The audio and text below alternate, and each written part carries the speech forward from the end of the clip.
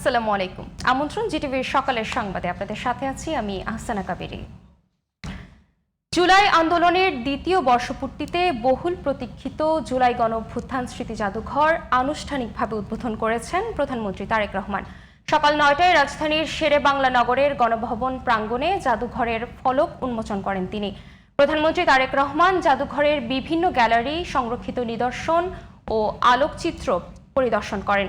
এ সময় সাবেক অন্তর্বর্তী সরকারের প্রধান উপদেষ্টা ডক্টর মোহাম্মদ ইউনূস, স্বরাষ্ট্রমন্ত্রী সালাউদ্দিন আহমদ, সংস্কৃতি মন্ত্রী নিতাই রায়চৌধুরী সহ সরকারের বিভিন্ন পর্যায়ের কর্মকর্তারা উপস্থিত ছিলেন। পরিদর্শন শেষে জাদুঘর প্রাঙ্গণে আলোচনায় অংশ নিয়েছেন প্রধানমন্ত্রী। অনুষ্ঠানে শহীদ পরিবারের সদস্য ও আহত যোদ্ধারা তাদের স্মৃতিচারণ করছেন। জুলাই গণঅভ্যুত্থানের উপর নির্মিত একটি বিশেষ প্রামাণ্যচিত্র প্রদর্শন করা হবে। উদ্বোধনের দিন জাদুঘরটি শুধুমাত্র বিশেষ অতিথি ও শহীদ পরিবারের জন্য উন্মুক্ত। বৃহস্পতিবার থেকে দর্শনার্থীদের জন্য উন্মুক্ত করা হবে।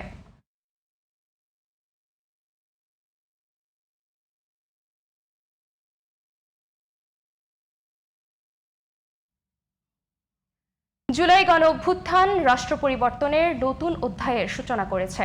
এই চেতনাকে ধারণ করে জুলাই সনদ বাস্তবায়ন করবে সরকার। জুলাই গণঅভ্যুত্থান দিবস উপলক্ষে ভোরে রাজধানীর শাহবাগে জুলাই স্মৃতিস্তম্ভে শহীদের স্মরণে শ্রদ্ধা নিবেদন শেষে এসব মন্তব্য করেন মুক্তিযুদ্ধ বিষয়ক মন্ত্রী আহমেদ আজম খান। তিনি আরও বলেন, গণতান্ত্রিক সমৃদ্ধ বাংলাদেশ পুনর্নির্মাণে সরকার প্রতিশ্রুতিবদ্ধ। এ সময় উপস্থিত ছিলেন মুক্তিযুদ্ধ বিষয়ক প্রতিমন্ত্রী ইশরাক হোসেন। জুলাই গণহত্যার বিচার নিশ্চিত করা হবে জানিয়ে তিনি বলেন, শেখ হাসিনার বক্তব্য দেওয়ার চেষ্টা দেশকে অস্থিতিশীল করার দীর্ঘমেয়াদী ষড়যন্ত্রের অংশ। যারা দেশকে অস্থিতিশীল করতে চায় তাদের সাথে পরাজিত শক্তির যোগসাজশ থাকতে পারে বলেও মন্তব্য করেন তিনি। বিরোধী আন্দোলনের দীর্ঘ 18 বছর যে গণহত্যা, যে রক্তাক্ত হয়েছে রাজপথ, 5ই আগস্ট পর্যন্ত, বিজয়ের মুহূর্ত পর্যন্ত সেই গণহত্যা অব্যাহত ছিল। আজকের দিনে আমরা জগদ্দল পাথরের মতো চেপে বসা ফ্যাসিবাদকে উৎপাটন করে ছাত্র জনতা, রাজনৈতিক দলের সারা জাতির অংশগ্রহণের মধ্য দিয়ে আমরা ফ্যাসিবাদকে বিদায় করতে পেরেছি। আমরা গণতন্ত্র উত্তরণে আসতে পেরেছি। যারা এখন দেশকে অস্থিতিশীল করতে চাচ্ছে তাদের সাথে পতিত স্বৈরাচারের কি কোনো ধরনের যোগসূত্র হয়েছে কিনা, কোনো ধরনের যোগাযোগের মাধ্যমে তারা একসাথে এই কাজটি করছে কিনা, যদি এই ধরনের কোনো ঘটনা ঘটে থাকে আমরা অবশ্যই সেটিকে মোকাবেলা করে বাংলাদেশকে তার অভীষ্ট লক্ষ্যে পৌঁছানোর জন্য কাজ করে যাব ইনশাআল্লাহ। দর্শক, রাজধানীর শাহবাগে আছেন সহকর্মী ওবায়দুল হক মারুফ। জুলাই স্মৃতিস্তম্ভে শহীদদের স্মরণে শ্রদ্ধা নিবেদন করতে এখন পর্যন্ত কারা কারা এসেছেন জানাবেন আমাদের। কাবেরী, আমি এই মুহূর্তে রয়েছি রাজধানীর শাহবাগে, যে জুলাই স্মৃতিস্তম্ভ রয়েছে সেখানে।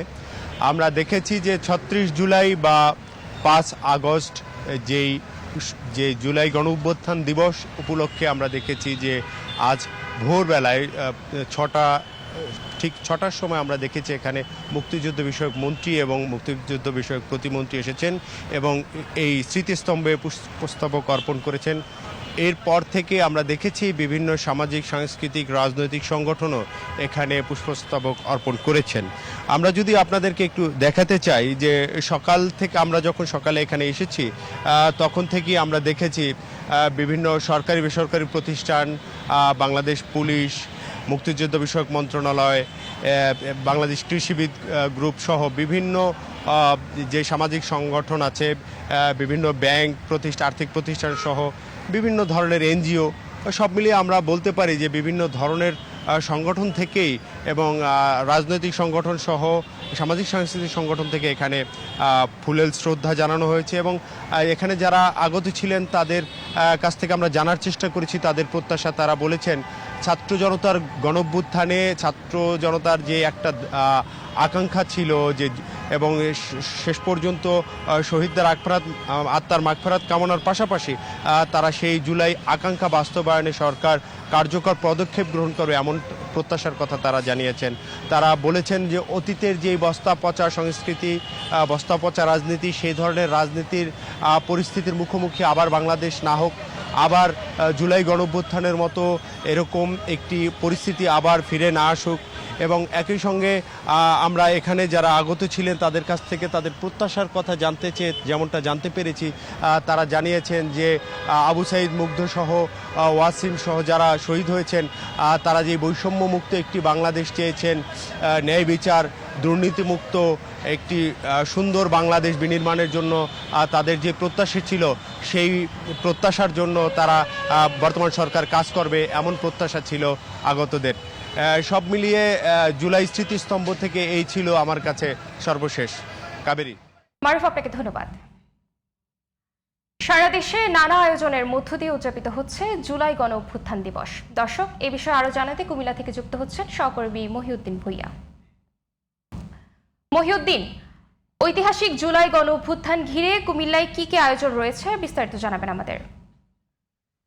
ধন্যবাদ কাবিরি। যেমনটি বলছিলেন, উৎসব মুখর পরিবেশে কিন্তু জুলাই অভ্যুত্থানের যে শহীদদের উদ্দেশ্যে কিন্তু পুষ্প স্পর্শন করবেন কিছুক্ষণের মধ্যে। আমার ক্যামেরার পিছনে যদি চিত্র দেখানোর চেষ্টা করব, যে দীর্ঘ 2 বছর পরে দ্বিতীয় বছর উদযাপন উপলক্ষে কিন্তু শহীদদের উদ্দেশ্যে এই কুমিল্লা থেকে কিন্তু আওয়ামী ফ্যাসিস্ট সরকারকে পতন করার জন্য কুমিল্লা কোটবাড়ি বিশ্ব রোড, এছাড়াও কুমিল্লা পুলিশ লাইন থেকে ছাত্র সমন্বয় আন্দোলনের মাধ্যমে কিন্তু এই আওয়ামী ফ্যাসিস্ট সরকারকে পতন করার জন্য ব্যাপক ভূমিকা রেখেছেন। তারই কেন্দ্রবিন্দু করে কিন্তু কুমিল্লার এই টাউন হল কেন্দ্রিক কর্নারে কুমিল্লা ছাত্র সমন্বয়কদের উদ্দেশ্যে এবং কি ছাত্ররা কিন্তু কঠোর পদক্ষেপ নিয়েছিল যে ফ্যাসিস্ট সরকার তাদেরকে উত্থান করার জন্য। তারই উদ্দেশ্য কিন্তু যে শহীদ হয়েছে ছাত্ররা, শহীদদের উদ্দেশ্যে দ্বিতীয় বছর উদযাপন উপলক্ষে যে শহীদদের উদ্দেশ্যে পুষ্প রূপের কিছুক্ষণের মধ্যে আমি যদি একটু কথা বলার জন্য চেষ্টা করব, যে এখানে উপস্থিত রয়েছেন যে সাবেক ছাত্রনেতা এবং কি কুমিল্লার যিনি একজন অন্যতম রাজনীতিবিদ, তার সাথে কথা বলার জন্য চেষ্টা করবো যে দীর্ঘ 2 বছর পরে আপনাদের এই উৎসব মুখর পরিবেশটি কেমন হবে বলে। আজকে কুমিল্লা জেলা প্রশাসনের উদ্যোগে ব্যাপক প্রস্তুতি নেওয়া হয়েছে।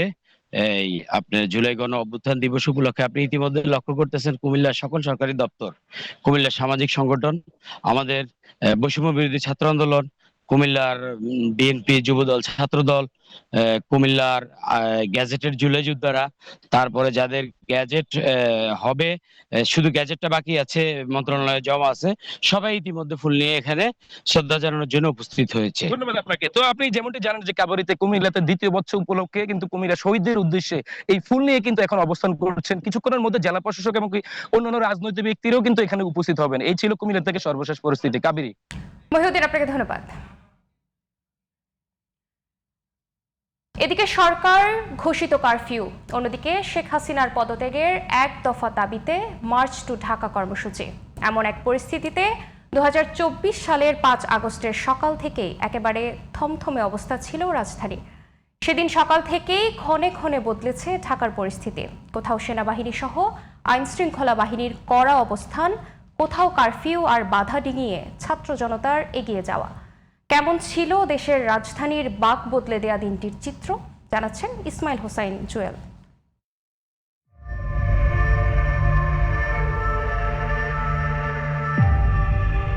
ছাত্র জনতার রক্তে রঞ্জিত জুলাইয়ের 36তম দিনের সকালটা ছিল ঝড়ের আগের থমথমে পরিস্থিতির মতো উৎকণ্ঠায় ভরা। মার্চ টু ঢাকা ঠেকাতে অনির্দিষ্টকালের কারফিউ। ঢাকার প্রবেশ মুখগুলো তো আছেই, তার সাথে গণভবন, বঙ্গভবন, শাহবাগ, মহাখালী, উত্তরা, গুলশান, রামপুরা আর বনানীর বিভিন্ন রাস্তায় কাঁটাতারের বেষ্টনী। সেনাবাহিনী, বিজিবি, পুলিশ সহ আইন শৃঙ্খলা বাহিনীর সতর্ক অবস্থান। সকালে 2-1 জায়গায় বিক্ষোভ ও জমায়েতের চেষ্টা ছিল, কিন্তু বিক্ষোভকারীদের উপর তখনও পুলিশ অনেক জায়গায় চালাচ্ছিল প্রাণঘাতী গুলি। তবে তখনও অনেকের ধারণাও ছিল না পুঞ্জীভূত ক্ষোভের কি মহাবিস্ফোরণের অপেক্ষায় আছে 36 জুলাই। সকাল 10টার পর থেকেই একটু একটু করে বদলে যেতে শুরু করে পরিস্থিতি। কারফিউ ভেঙে রাস্তায় নামতে শুরু করেন তরুণ বয়সীরা, যাদের বেশিরভাগই শিক্ষার্থী। দুপুর 11টার পর বাড়তে থাকে মানুষের ঢল। উত্তরা, বনশ্রী সহ বিভিন্ন পয়েন্ট থেকে সেই ঢল জনসমুদ্রে পরিণত হয়ে রওনা হয় গণভবনের দিকে। দুপুরের পর থেকেই বিভিন্ন জায়গা থেকে খবর আসতে শুরু করে পদত্যাগ করে দেশ ছেড়েছেন শেখ হাসিনা। এমন খবরে উল্লাসে ফেটে পড়েন মানুষ। বিকেল ৩টার দিকে প্রথমে গণভবন, পরে তেজগাঁওয়ের প্রধানমন্ত্রীর কার্যালয়ের নিরাপত্তার দায়িত্ব থেকে পিজিআর, এসএসএফ সহ নিরাপত্তা বাহিনীর সদস্যরা সরে গেলে সেখানে দলে দলে মানুষ প্রবেশ করে। একই চিত্র ছিল সংসদ ভবনেও। এর আগে ঘোষণা আসে ২টায় সেনাপ্রধানের ভাষণ। সবার চোখ ছিল মোবাইল বা টিভিতে। ১ ঘন্টা দেরিতে বেলা ৩টায় জাতির উদ্দেশ্যে দেয়া ভাষণে সেনাপ্রধান নিশ্চিত করেন দেশ ছেড়ে পালিয়েছেন শেখ হাসিনা। উদ্ভূত পরিস্থিতিতে অন্তর্বর্তীকালীন সরকারের মাধ্যমে দেশের কার্যক্রম চালানো হবে বলে জানান সেনাপ্রধান জেনারেল ওয়াকারুজ্জামান। মাননীয় প্রধানমন্ত্রী পদত্যাগ করেছেন এবং এখন একটা ইন্টারিম গভর্নমেন্ট ফর্ম করে আমরা আমাদের কার্যক্রম পরিচালনা করব। এরপর সেনানিবাসে বিভিন্ন রাজনৈতিক দলের সাথে আলোচনা সহ ধাপে ধাপে চলতে থাকে অন্তর্বর্তী সরকার গঠনের বিভিন্ন প্রক্রিয়া। সেই সাথে হত্যা, নির্যাতন আর দমন পীড়নের দীর্ঘ পথ পেরিয়ে স্বৈরাচারী শাসন ব্যবস্থা থেকে মুক্তির আনন্দে রাজধানী ঢাকা সহ সারা দেশেই চলে বিজয় উল্লাস। Ismail Hossain Jewel, GTV news. ২৪-এর ৫ আগস্ট সকাল থেকেই থমথমে ঢাকার বাতাসে গুঞ্জন, কিছু একটা হতে চলেছে। তারপর এলো সেই ঐতিহাসিক মুহূর্ত। কিন্তু জুলাই জুড়ে যে রাজনৈতিক নেতারা ছিলেন জেলখানার ৪ দেয়ালে বন্দী, কিভাবে কাটছিল তাদের সময়? কখন জানলেন স্বৈরাচার পতনের খবর? কিভাবে পাল্টে গেল জেলখানার চিত্র, সেটি তুলে ধরছেন মাহি হাসান। ২৪ জুলাই কোটা সংস্কারের দাবিতে শুরু হওয়া বৈষম্য বিরোধী ছাত্র আন্দোলন দ্রুত সরকার বিরোধী গণ অভ্যুত্থানে রূপ নেয়। আন্দোলন দমাতে গ্রেফতার করা হয় বহু শিক্ষার্থী ও রাজনৈতিক নেতাকর্মীকে। রিমান্ডের নামে চালানো হয় দমন পীড়ন। জুলাইয়ের মাঝামাঝি সময়ে গ্রেফতার হন বিএনপির সিনিয়র যুগ্ম মহাসচিব রুহুল কবির রিজভী, জামায়াতে ইসলামীর সেক্রেটারি জেনারেল মিয়া মোহাম্মদ গোলাম পরওয়ার, গণ অধিকার পরিষদের সভাপতি নুরুল হক নূর সহ বিরোধী দলের একাধিক শীর্ষ নেতা। কারাগারে কেমন আচরণ ছিল তাদের সাথে, কি জানতে চাওয়া হচ্ছিল রিমান্ডে? ইন্টারভিউশনে একজন অফিসার আসে, আর থেকে ৪-৫ জন বসা থাকে, সবগুলোই মনে হয়েছে মার্ডারার। তো বুঝলাম যে সাইকোলজিক্যাল প্রেশার ক্রিয়েট করার জন্য এটা করছে। রাত্রেবেলা দেখি নজরুল ইসলাম খান, তারপরে দেখলাম গোলাম পরওয়ার জামাতে। 19 জুলাই প্রথম ধরে, তো 7 দিন পর যখন জেলখানা থেকে আবার নিয়ে আসলো তখন দেখি আরও অনেকে। তখন অ্যানিরা আছে, টুকু আছে, তারপরে শিমুল বিশ্বাস আছে, ডাক্তার রফিক, সে তাকে পেলাম ওইখানে, ব্যারিস্টার অসীমকে পেলাম, আমাদের ভিপি নূরকে পেলাম। এদের অনেককে ফিজিক্যালি টর্চার করেছে। যে রুমে আমাকে রাখা হলো ওখানে রিজভী ভাইকে দেখি যে সোয়া, বিএনপির সিনিয়র স্ট্যান্ডিং কমিটির মেম্বার নজরুল ইসলাম খান, আমির খসরু মোহাম্মদ চৌধুরী। কিছু একটা হবে এটা বুঝতেছি। 3 তারিখ পার হলে আমরা বুঝলাম বোধহয় এখন 2-1 ঘন্টার মধ্যে কিছু একটা ঘটবে। কারাগারের ভেতরে সমস্ত সেলগুলোতে সবসময় একটা উত্তেজনা বিরাজ করত। ৫ আগস্ট সরকার পতনের পর পুরো দেশে যখন এক ভিন্ন চিত্র, কারাগারে তখন কি ঘটছিল? কাঙ্ক্ষিত সেই খবরটি কখন পেয়েছিলেন আটক শীর্ষ নেতারা? 1 তারিখ বা 2 তারিখে দিকে দেখি পুলিশের আচরণ পাল্টে গেল আর কি। পুলিশ কি আমাদের চা খেতে বলে, খেতে বলে। 5 তারিখে সকাল 10টার দিকে কি 11টার দিকে যখন শুনছি যে সেনাপ্রধান বক্তৃতা করবে, তখন আমরা মনে করেছি যে গেম শেষ। হ্যাঁ, শেখ হাসিনা নেই। তো সেনাপ্রধানের বক্তৃতা শোনার জন্য আমরা সব আমরা ওইটাকে বলে সূর্যমুখী সেল, ওখানে সবাই ছিল একেবারে। জেলখানার ভিতর থেকে স্লোগান শোনা যাচ্ছে, হইচই শোনা যাচ্ছে। কারাগারের ভেতরে থাকে না, কেস টেবিল ভেঙে চুরে ফেলছে, চেয়ার টেবিল পোড়ায়, বিভিন্ন জায়গায় হামলা করতেছে। স্কলে আমরা লেখা দেখতেছি যে কিছুক্ষণ আগে শেখ হাসিনা এবং রেহানা হেলিকপ্টারে করে দেশ ছেড়ে পালিয়ে গেছে। এই তো চিৎকার সারা জেলের মধ্যে। আমরা যারা ছিলাম নেতৃবৃন্দ, একেবারে কেউ তো আমরা সেজদায় পড়ে গেলাম, কেউ চোখ কান্নাকাটি একে অপরকে জড়িয়ে ধরে। আমাদের কাছে এটা মনে হচ্ছে একটা অবিশ্বাস্য মুহূর্ত। এতদিন যারা ছিলেন কারাগারে সবচেয়ে বেশি নিপীড়িত, শেখ হাসিনা পালিয়ে যাওয়ার খবরে কারা কর্তৃপক্ষ তাদেরই উল্টো অনুরোধ করেছিলেন পরিস্থিতি শান্ত করতে। জেল কর্তৃপক্ষ আমাদের অনুরোধ করলো যে এখানে যারা সামাজিক যারা ক্রিমিনাল তারা নিবে, তারা একটা সুযোগ গ্রহণ করবে, আপনারা একটু হেল্প করেন। তো আমরা আবার প্রতি ওয়ার্ডে গিয়ে বক্তব্য রেখে বলছে না, সব ভিতরে থাকবে, কেউ বেরোবো না। জেল অথরিটি আমাদেরকে নিয়ে যাচ্ছে যে স্যার আপনারা একটু আসেন, আমরা তো কন্ট্রোল করতে পারতেছি না। ওরা কারো কথা শুনতে চায় না। ওরা মনে করলো যে বিএনপি আর জামাতের লোকেরাই তো এখানে দল দুইটা বেশি, কেস টেবিলের কাছে নিয়ে দাঁড়ায় এনে একটু বক্তৃতা করলো। আমরা বললাম যে যার দলকে শান্ত থাকো। রাজনৈতিক মতপার্থক্য থাকলেও জুলাই সেই স্মৃতিকে সঙ্গী করে কার্যক্রম নিষিদ্ধ আওয়ামী লীগের বিপক্ষে দলগুলোর ঐক্য অটুট থাকবে বলে আশা ফ্যাসিবাদ বিরোধী সকল শক্তির। Mahi Hasan, DTV news, Dhaka. 2024 সালের 5 আগস্ট বাংলাদেশের রাজনৈতিক ইতিহাসের এক মোড় ঘোরানো দিন। এই দিনে ছাত্র জনতার গণ অভ্যুত্থানের মুখে দেশ ছাড়েন শেখ হাসিনা। 2 বছর পর প্রশ্ন, কতটা পূরণ হয়েছে নতুন বাংলাদেশের স্বপ্ন? জানাচ্ছেন মাহি হাসান। 2024 সালের জুলাইয়ের কোটা সংস্কারের দাবিতে শুরু হওয়া শিক্ষার্থীদের আন্দোলন ছড়িয়ে পড়ে সারা দেশে। তৎকালীন সরকারের দমন পীড়নের এক পর্যায়ে তার রূপ নেয় গণ অভ্যুত্থানে। তুমুল আন্দোলনের মুখে 5ই আগস্ট দেশ ছেড়ে ভারতে পালিয়ে যান স্বৈরাচার শেখ হাসিনা। 2 বছর পর ফিরে দেখা হচ্ছে সেই দিনের আকাঙ্ক্ষার বাস্তবায়ন। বৈষম্যহীন রাষ্ট্র, সুশাসন, জবাবদিহি ও মানুষের প্রত্যাশার বাংলাদেশ গড়ার প্রতিশ্রুতির কতটা পূরণ হয়েছে সেই হিসাবই এখন সামনে। তবে সাধারণ মানুষ বলছেন সবার আগে নিশ্চিত করতে হবে গণহত্যাকারীদের বিচার। শেখ হাসিনাকে দেশে ফিরে আনি, তার ফাঁসি চাই। নির্বাচিত সরকার পেয়েছি বা একটা গণতান্ত্রিক সরকার পেয়েছি। 17 বছরে স্বৈরশাসকের যত বিশৃঙ্খল পরিস্থিতি এগুলো গুছিয়ে আস্তে আস্তে আমাদের দেশকে উন্নয়নের পথে নিয়ে যাবে। শহীদদের মায়ের কান্না কিন্তু এখনো মুছে যায় নাই। তারা কিন্তু বিচার চায়, তারা কিন্তু শেখ হাসিনা ফাঁসি চায়। মানুষ যেন আইনের শাসন পায়, মানুষ যেন হয়রানির শিকার না হয়। আন্দোলনের সূচনাকারী শিক্ষার্থীদের মূল্যায়ন মিশ্র। কেউ বলছেন কাঙ্ক্ষিত সংস্কার এখন অসম্পূর্ণ, আবার অনেকে মনে করছেন পরিবর্তনের ভিত্তি অন্তত তৈরি হয়েছে। বিপ্লব পরবর্তী সময়ে কখনোই বিপ্লবের আকাঙ্ক্ষা পূর্ববর্তীতে সম্পূর্ণটা বাস্তবায়ন হয় নাই, আংশিক বাস্তবায়ন হয়েছে এবং এটি একটি চলমান প্রক্রিয়া। আন্দোলনের পরবর্তী সময়ে আমরা দেখতে পাচ্ছি যে আমরা যথেষ্ট পরিমাণে সরকারের সমালোচনা করতে পারতেছি। যে আমাদের পরবর্তী প্রজন্ম সেই আমাদের লিগেসি ধরে রাখবে এবং আমাদের যেই আশা আকাঙ্ক্ষা যেগুলো এখনো বাস্তবায়িত হয়নি সেগুলোর জন্য লড়াই সংগ্রাম করবে। জুলাই গণ অভ্যুত্থানের নেতৃত্বে থাকা ছাত্রনেতাদের মতেও রাষ্ট্র সংস্কার দীর্ঘমেয়াদী প্রক্রিয়া। 2 বছরে সব প্রত্যাশা পূরণ সম্ভব নয়। যারা এতগুলো মানুষকে হত্যা করেছে তারা আজ পর্যন্ত কি কোনো উন্নতপ্ত হয়েছে বা রাজনৈতিকভাবে তারা কি ক্ষমা প্রার্থনা করেছে? না, করেনি। কিন্তু তারপরও তাদের পক্ষে কেন ন্যারেটিভ করতে হবে? আমি মনে করি এই বিষয়ে সকল মানুষকে সোচ্চার থাকতে হবে। হয়তো আমাদের অনেকগুলো ক্রাইসিসের সমাধান হয় নাই, ইকোনমিক ক্রাইসিস থেকে শুরু করে পুরোপুরি সমাধান হয় নাই, বাট তারপরেও ব্যাংকিং খাতের যে অবস্থা শেখ হাসিনার শেষ সময় ছিল সেখান থেকে দেশ উঠে এসছে। আমাদের রিজার্ভ সেই সময় থেকে দ্বিগুণ হয়েছে। তো এগুলো একটা ডেভেলপমেন্ট হিসেবে আমি দেখি। নিষিদ্ধ আওয়ামী লীগ এমন একটা পরিবেশ তৈরি করেছিল যে বিএনপি, ছাত্রদল বা অন্য অপরাপর সংগঠনে তাদের কারোর সাথে চা খাওয়া যেত না একসাথে, এরকম অবস্থা ছিল। তো সেরকম যাতে অবস্থার বাংলাদেশে ফেরত না আসে, আর আমাদের মাননীয় প্রধানমন্ত্রী যে আন্তরিকভাবে কাজ করছেন দেশ গঠনের জন্য, সারা বাংলাদেশের সকলেই তাকে সহযোগিতা করবেন এবং আমরা আমাদের সত্যিকার অর্থের সাম্য মানবিক বাংলাদেশ আমরা তার মাধ্যমে করতে পারবো ইনশাআল্লাহ। সামনে বড় চ্যালেঞ্জ।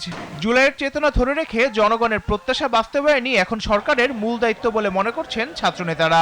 পার্থক্য এতটুকুই যে তখন আমরা তখন শেখ হাসিনা ক্ষমতায় ছিল, আপনারা সেইভাবে খোলামেলা আপনাদের সামনে কথা বলতে পারতাম না, এখন পারতেছি। এবং সরাসরি সংসদে দাঁড়িয়ে একটা নির্বাচিত সরকার আছে, তার সমালোচনা করা যাচ্ছে। সবাই এমন একটা রাজনৈতিক বন্দোবস্ত চেয়েছিল বা ট্রেডিশন চেয়েছিল যেখানে এই যে দল অন্তর্গোন্দলের মাধ্যমে খুন হবে না, ক্যাম্পাসগুলো সন্ত্রাসের হাতে চলে যাবে না, এই ধরনের একটা চেঞ্জ চেয়েছে। দল মত নির্বিশেষে সব মাঠের যোদ্ধারা যখন ঐক্যবদ্ধ থাকবে সরকার আরো বেশি সাহস পাবে। সরকারকে জুলাইয়ের ব্যাপারে জিরো টলারেন্স নীতির বাইরে যাওয়ার কোনো সুযোগ নাই। 2 বছর পরও জুলাইয়ের গণ অভ্যুত্থান নিয়ে চলছে অর্জন আর অপূর্ণতার মূল্যায়ন। তবে সবারই প্রত্যাশা রাজনৈতিক নেতৃত্বের সমন্বিত প্রচেষ্টায় সংস্কারের ধারাবাহিকতায় প্রতিফলন ঘটবে মানুষের আশা আকাঙ্ক্ষার। Mahi Hasan, DTV news, Dhaka. এবার অন্যান্য সংবাদ। তীব্র গ্যাস সংকটে নাকাল জনজীবন। সিএনজি ফিলিং স্টেশনে যানবাহনের দীর্ঘ সারি, বাসাবাড়িতে জ্বলছে না চুলা, ব্যাহত হচ্ছে উৎপাদন। এদিকে গ্যাসের কারণে প্রকট হচ্ছে লোডশেডিং। যানবাহনের চালক এবং ফিলিং স্টেশনের কর্মীরা জানিয়েছেন এমনিতেই গ্যাসের চাপ নেই, তার উপর বিদ্যুৎ না থাকায় গ্যাস দেয়া সম্ভব হচ্ছে না। গ্যাস সংকট নিরসনে সরকারকে দ্রুত কার্যকর পদক্ষেপ নেয়ার দাবি ভুক্তভোগীদের। বিস্তারিত আহমেদ অনিকের রিপোর্টে। গ্যাসের সরবরাহ না থাকায় রাজধানীর বেশিরভাগ সিএনজি ফিলিং স্টেশন বন্ধ, আর হাতে গোনা যে কটিতে দেওয়া হচ্ছে সেখানে নেই গ্যাসের চাপ। ঘন্টার পর ঘন্টা অপেক্ষা করতে হচ্ছে রিফুয়েলিংয়ে, এরপরও সিএনজি মিলছে যৎসামান্যই। 3.5 ঘন্টা পর এই মাত্র পাইলাম গ্যাস। কয় টাকা ঢুকলো? আমার 300 টাকার গ্যাস ঢুকছে। আর অন্যান্য সময় কত ঢুকে? অন্যান্য সময় আপনার 550, 500, 450 এরকম ঢুকছে। 4 ঘন্টা দাঁড়া থাকার পরে যে মাত্র আমার আস্তে আস্তে আবার গ্যাসও সব বন্ধ হয়েছে, পরে লাস্টে গাড়ি ধাক্কা ঢুকেছি। আমাদের দৈনিক কর্মঘণ্টা নষ্ট হচ্ছে। ব্যবসা পাতিতে লস, সারাদিন যদি লাগে গ্যাস নিতে তাহলে ব্যবসা কর্ম কেমনে? গ্যাস সংকটে সবচেয়ে বেশি বিপাকে আছে সিএনজি অটোরিকশা চালকরা। সিএনজি নিতেই চলে যাচ্ছে দিনের বেশিরভাগ সময়। তারা জানান আয় কমে যাওয়ায় চরম অভাব অনটনে কাটছে তাদের দিন। মালিকের জমা দিয়া নিজের সংসার চালাইতে খুব কষ্ট হয়ে যাচ্ছে। এটা যে কি সমাধান হয় আমরা বুঝতেছি না। যে গ্যাস ঢোকে ধরেন 120 টাকার 100 টাকার, এই গ্যাস দিয়ে মনে করেন যে জোর গেলে 2 থেকে 2.5 ঘন্টা গাড়ি চালানো যায়। তেলের সংকট ছিল, দাম বাড়াই, তেলের সংকট নেই, এখন আবার গ্যাসের দাম বাড়াইব, তা বাড়াইলে বাড়াও, খুদাই কষ্ট দেয় কে? মালিকরা জমা দিতে হয় 1200 টাকা, আমাদের নিজের করছো, ফ্যামিলি করছো, এগুলো কই থেকে আসে? গ্যাস সংকটে বেড়ে গেছে বিদ্যুৎ বিভ্রাট, এতে বন্ধ রাখতে হচ্ছে সিএনজি স্টেশনগুলো। সমস্যা নিরসনে দ্রুত পদক্ষেপ নেওয়ার দাবি ভুক্তভোগীদের। গাড়িতে গ্যাস দিতে না পারলে তো আর বিদ্যুৎ না আসলে গাড়িতে গ্যাস দিতে পারি না। এই সংকটটা আর কতদিন থাকতে পারে, মানে কি বলতেছে? ভাই এটা আমাদের কিছু আমরা জানি না ভাই, সংকটটা কতদিন থাকবে এটা আমরা জানি না। বাড়তাছে, এটার আশ্বাস দিতেছে উপর থেকে, কিন্তু এখনো বাড়ে নাই, কিন্তু বাড়ার আশা করতেছি আমরা। শুধু যানবাহনই নয়, গ্যাস সংকটে পড়েছে বাসাবাড়ি, শিল্প কারখানা ও পোশাক খাতের গ্রাহকরাও। আহমদ অনিক, জিটিভি নিউজ, ঢাকা। দর্শক, গ্যাস সংকটের তথ্য নিয়ে আশুলিয়া থেকে যুক্ত হচ্ছেন সহকর্মী শামীম হোসেন সীমান্ত। সীমান্ত, আশুলিয়ায় গ্যাস পাম্পগুলোতে ভোগান্তি কেমন দেখছেন, কি বলছেন চালক ও গ্যাস পাম্পের মালিকরা, জানাবেন আমাদের।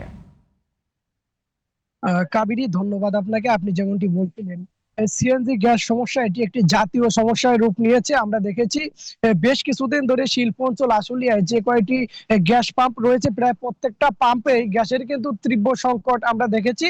তবে আজ সকাল থেকে আমরা দেখেছি যে প্রায় প্রত্যেকটা স্টেশনে কিন্তু গ্যাস পাওয়া যাচ্ছে, মূলত যেহেতু শিল্প কলকারখানাগুলো বন্ধ রয়েছে, যার ফলে গ্যাসের যে একটা চাপ সেটি কিন্তু আমরা এই মুহূর্তে লক্ষ্য করছি। আমরা কথা বলেছি পাম্প কর্তৃপক্ষের সাথে, তারা আমাদেরকে জানিয়েছেন গার্মেন্টস বন্ধ থাকার কারণে তাদের যে স্টেশন রয়েছে মূলত এখানে গ্যাসের চাপ অনেকটাই বৃদ্ধি পেয়েছে।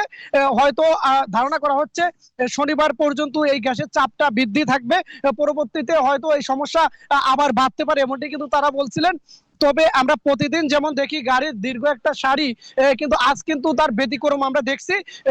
বিশেষ করে যে সকল গাড়ি চালক রয়েছে তারা এখানে এসে তারা স্বাচ্ছন্দ্য বোধ করছেন এবং তারা গ্যাস নিয়ে এখান থেকে চলে যাচ্ছেন। তবে বেশ কয়েকদিন ধরে শিল্প অঞ্চল আশুলিয়ায় যে কয়টি গ্যাস পাম্প রয়েছে, প্রায় প্রত্যেকটা পাম্পে গ্যাসের তীব্র সংকট ছিল এবং শিল্প কলকারখানাগুলো কিন্তু গ্যাসের অভাবে তাদের উৎপাদন অবস্থা ব্যাহত হচ্ছিল।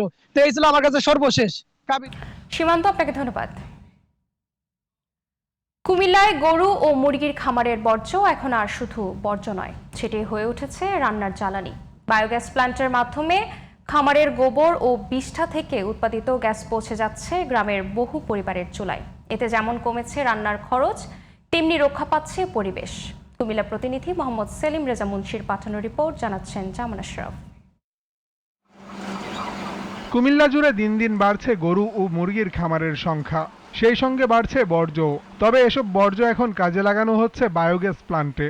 গরুর গোবর ও মুরগির বিষ্ঠা থেকে উৎপাদিত গ্যাসে চলছে রান্নাবান্না। খামারের প্রয়োজন মিটিয়ে গ্যাস দেওয়া হচ্ছে আশেপাশের পরিবারগুলোতেও। যুব উন্নয়ন অধিদপ্তরের তথ্য অনুযায়ী 2025-26 অর্থবছরে জেলায় 117টি বায়োগ্যাস প্ল্যান্ট স্থাপন করা হয়েছে। কুমিল্লার আদর্শ সদর উপজেলার বানসুয়া গ্রামের মদিনা অ্যাগ্রো ফার্ম তারই একটি উদাহরণ। এখানকার বায়োগ্যাস প্ল্যান্ট থেকে 40টি পরিবারে গ্যাস সরবরাহ করা হচ্ছে বলে জানান ফার্মের মালিক মোহাম্মদ আলী নয়ন। সরকারি সহযোগিতা পেলে বায়োগ্যাস প্ল্যান্ট আরও সম্প্রসারিত করা হবে বলে জানান তিনি। 3টা গরু বা 4টা গরুর গোবর দিয়ে সেটা একটা পরিবার সুন্দর চলতে পারে। তো ছোট্ট একটা প্ল্যান করলে কিন্তু তার গন্ধটা হইলো না এবং পরিবেশ দূষণটা থেকে বিরত থাকলো এবং তার নিজের যে জ্বালানি চাহিদাটা হয়ে গেল, পূরণ হয়ে গেল। খামারের বর্জ্য প্ল্যান্ট দেওয়ার প্রক্রিয়া সহজ হওয়ায় এতে শ্রম ও খরচ দুটোই কম। এমন উদ্যোগ দেখে অনেকেই এখন বায়োগ্যাস প্ল্যান্ট স্থাপনে আগ্রহী হয়ে উঠছেন। গ্যাসের যে সমস্যা, এখন এই ধরনের বায়োগ্যাস প্ল্যান্ট সবাই যদি করে, যার যার খামার আছে, তাহলে এটা জ্বালানি হিসাবে অনেক ভালো উদ্যোগ। আগের লাকড়ি খড়ির অনেক সংকট ছিল, তাই এখন আমরা এই গ্যাস দিয়ে অনেক সুবিধা পাইতেছি, অনেক সুন্দর চলতেছে। বায়োগ্যাস প্ল্যান্ট তৈরিতে ইমপ্যাক্ট 3 প্রকল্পের মাধ্যমে প্রশিক্ষণ ও সহায়তা দেওয়ার কথা জানান যুব উন্নয়ন অধিদপ্তরের এই কর্মকর্তা। আমাদের যুব উন্নয়ন অধিদপ্তরের মাধ্যমে তাদেরকে এই প্রকল্প বাস্তবায়নের জন্য, বিশেষ করে বায়োগ্যাস প্ল্যান্ট স্থাপনের জন্য এবং প্রকল্প সম্প্রসারণের জন্য আমরা সর্বোচ্চ তাদেরকে 2 লক্ষ টাকা স্বল্প সার্ভিস চার্জে আমরা দিয়ে থাকি। জামান আশরাফ, জিটিভি নিউজ। এবার জি স্পোর্টস। 2টি টি20 ও 3টি 50 ওভারের ম্যাচ খেলতে আজ ঢাকায় আসছে মালয়েশিয়া জাতীয় ক্রিকেট দল। ঢাকার মাঠে আইসিসির সহযোগী এই দলটির মুখোমুখি হবে বাংলাদেশ হাই পারফরম্যান্স দল। আসন্ন টি20 সিরিজের জন্য SM মেহরাব হাসানকে অধিনায়ক করে 15 সদস্যের এইচপি দল ঘোষণা করেছে বিসিবি। অভিজ্ঞ সাব্বির রহমান, শামীম হোসেন ও আবু হায়দার সহ আন্তর্জাতিক ম্যাচ খেলার অভিজ্ঞতা থাকায় 5 ক্রিকেটার জায়গা পেয়েছেন এই স্কোয়াডে। সাথে আছেন জিসান আলম ও জাওয়াদ আবরারের মতো তরুণ ব্যাটাররা। মিরপুর শেরে বাংলা স্টেডিয়ামে 8 ও 10 আগস্ট অনুষ্ঠিত হবে 2টি টি20 ম্যাচ। এরপর 12, 14 ও 16 আগস্ট 50 ওভারের 3 ম্যাচের সিরিজটি হবে বসুন্ধরা স্পোর্টস কমপ্লেক্সে। প্রথমবার কোনো সফরকারী দল ম্যাচ খেলতে যাচ্ছে এই মাঠে। জিটিভির সকালের সংবাদ এই পর্যন্তই। পরের সংবাদ দেখার আমন্ত্রণ রইল। এতক্ষণ সঙ্গে থাকার জন্য ধন্যবাদ সবাইকে।